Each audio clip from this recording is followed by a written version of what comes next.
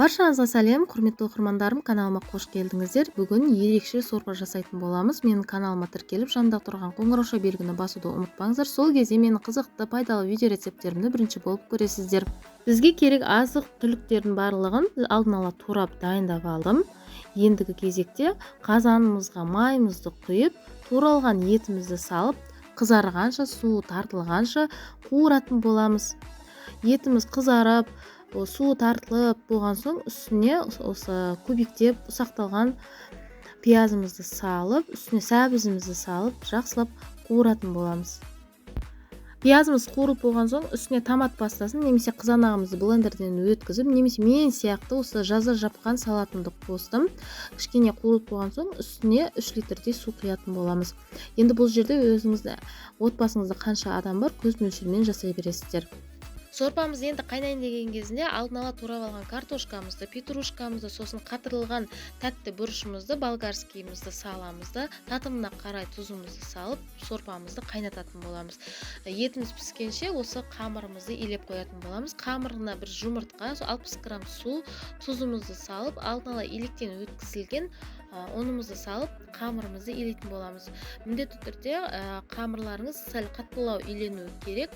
Жұмсақ иленіп қалса, онда қамыр сорпада езіліп кетуі мүмкін. Сол үшін қамырымызды видеодағыдай қаттылау илегендеріңіз дұрыс.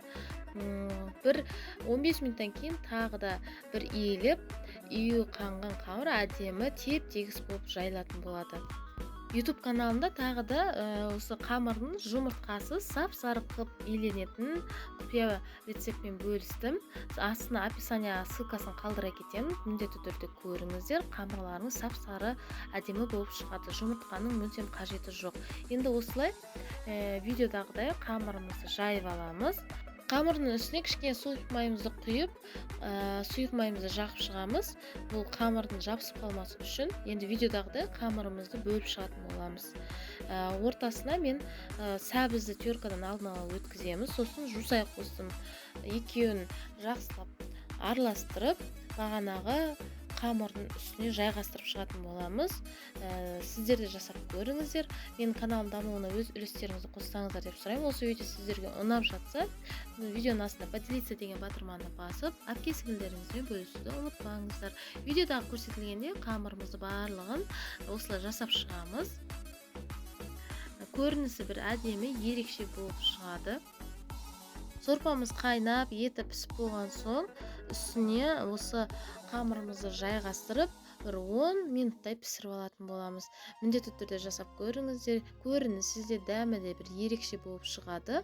Менің каналыма тіркелуді ұмытпаңыздар. Видеоның астына комментарийда пікірлеріңізді жаза кетіңіздер. Менің каналым дамуына өз үлестеріңізді қоссаңыздар деп сұранамын.